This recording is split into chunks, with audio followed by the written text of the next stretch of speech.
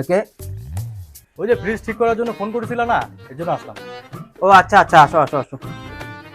लेकिन ये साला कर क्या रहा है यहाँ पे? দাদা এটা তো সার্ভিসিং করতে লাগবে, 1000 টাকার মতো খরচা আছে। আচ্ছা, 1000 টাকা লাগবে?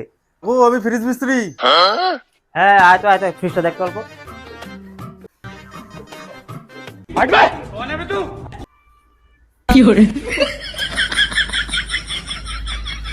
কাকু পুরো সার্ভিসিং হয়ে যাবে আধা ঘন্টায়, 500 টাকা দিও। ঠিক আছে, তুই বাড়ি যায় দাঁড়া, আমি ডাকতেছি তোরে। कैसे कैसे लोग रहते हैं यार।